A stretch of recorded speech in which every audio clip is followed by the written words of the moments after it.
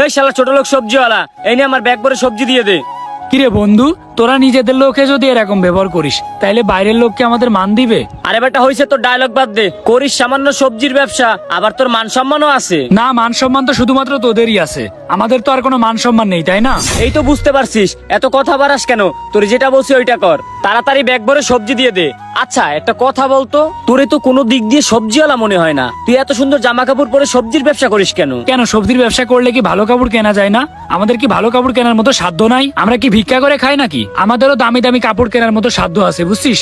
হ্যাঁ আমি মানছি আমি সবজির ব্যবসা করি, তাই বলে তো আমার ছোট করে দেখার মতো রাইট তো নেই। সেই অধিকার তো আমি কখনোই তোরে দিইনি, তাই না? সবজি নিতে আসলে ভালোভাবে নিবি। ওরে বাবা, করিস সামান্য সবজির ব্যবসা, আবার কতই না দেমাগ। আরে দেমাগ না রে ভাই, আমি 10 টাকা ইনকাম করি বা 20 টাকা ইনকাম করি, আমি নিজের টাকায় চলি। তোর মতো বাপের টাকায় ফুটানি দেখাই বেড়াই না, বুঝছিস? এই বেটা, বাপের টাকায় ফুটো নিয়ে দেখাই তাতে কি হয়েছে? আমার বাপের টাকা আছে, আমি দেখাই। তোর সাধ্য না, এই জন্য তুই দেখাইতে পারস না। বাপের এখন টাকা আছে না, ফুটানি দেখাচ্ছিস তো দেখা। বাপের যখন টাকা থাকবে না তখন বুঝবি ঠেলা। টাকা ইনকাম করতে যে কতটা কষ্ট হয় তখন বুঝতে পারবি। এখন বাপের হোটেলে খাচ্ছিস তো, এই জন্য কিছুই বুঝতেছিস না।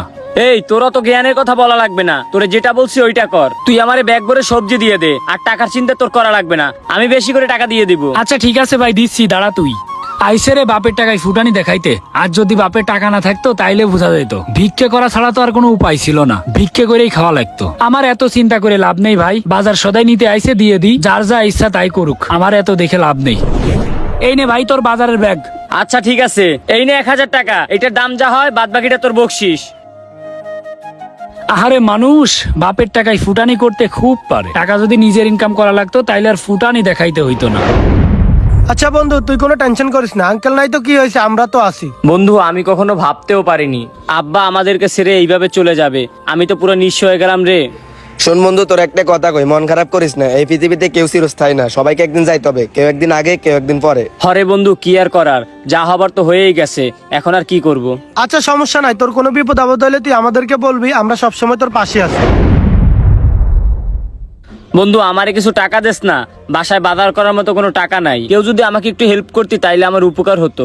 তোর এখন বাজার করার টাকা আমাদেরকে দেওয়া লাগবে, এটা কোনো কথা বললি তুই? বন্ধু এখন বাজার করার টাকা যদি আমার কাছে না থাকে আমি কি করব বল?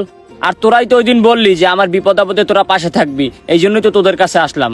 দেখ তুই আমাদের বন্ধু মানুষ, ওই দিন সান্ত্বনা দেওয়ার জন্য তোর কথাটা বলছি, তা না হলে তো মানুষ আমাদেরকে খারাপ বলবে। বন্ধু হইয়া বন্ধুরে সান্ত্বনা দিল না। যাক, আমি কোনো টাকা পয়সা দিতে পারবো না। শুভ, শখ তো আমার টাকা দিল না, আর তোর অবস্থা তো এখন ভালোই আছে, তুই আমারে কিছু টাকা দেস না ধার।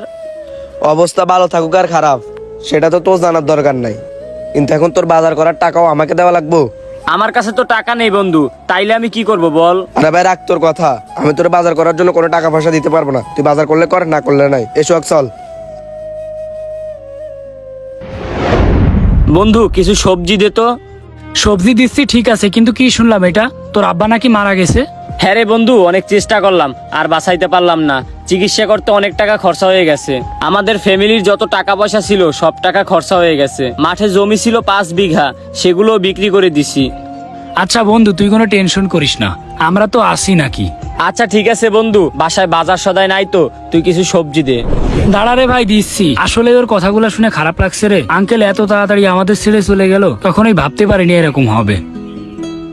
এই নে বন্ধু। আচ্ছা বন্ধু, তোর কত টাকা হইছে? 500 টাকা দে তুই। আচ্ছা ঠিক আছে বন্ধু, তুই দাঁড়া আমি দিচ্ছি। এই নে বন্ধু। ঠিক আছে বন্ধু, আবার আসবি। আচ্ছা ঠিক আছে। অভ্র বন্ধু, তুই কেমন আছিস? এই তো ভালো আছি। তোর কি সবজি লাগবে না? আজকে ব্যাগ ভর্তি সবজি নিবি না? না রে বন্ধু, টাকা নাই, আজকে আসলাম একটা অন্য কারণে। অন্য কারণ মানে কি কারণ? আচ্ছা বন্ধু তুই একটু বাহিরে আয় না, তোর সাথে আমার কিছু কথা আছে। আচ্ছা চল, দাঁড়া আসতেছি। কি কথা বলবি রে? বাইরে যাওয়া লাগবে কেন? আয় তারপর বলতেছি। চল ওই সাইডে চল। আয়। কি বলবি রে বন্ধু, এবার বল তো। বন্ধু আমার না কিছু টাকা লাগবে, তোর কাছে কোনো টাকা আছে? তোর টাকা লাগবে মানে তোর টাকা লাগবে কেন? তোর বাপের না এত টাকা? বন্ধু তুই তো সবকিছু জানিসই, তারপরও জিজ্ঞেস করছিস কেন? বাপের চিকিৎসা করাতে গিয়ে তো আমি এখন পুরোই নিঃস্ব।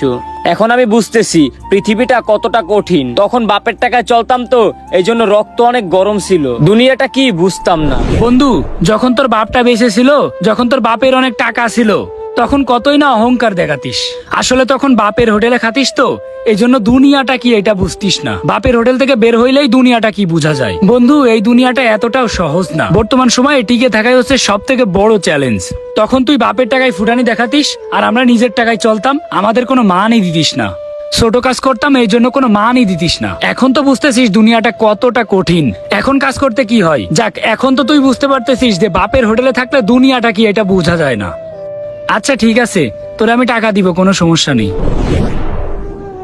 এই ভিডিওটার মাধ্যমে একটা জিনিসই বুঝাইতে চেয়েছি, সেটা হলো বাপের হোটেলে থাকলে কখনোই দুনিয়াটা কি এটা বোঝা যায় না। বাপের হোটেল থেকে বের হইলেই আসলে দুনিয়াটা কতটা কঠিন এইটা বোঝা যায়, এইটা উপলব্ধি করা যায়।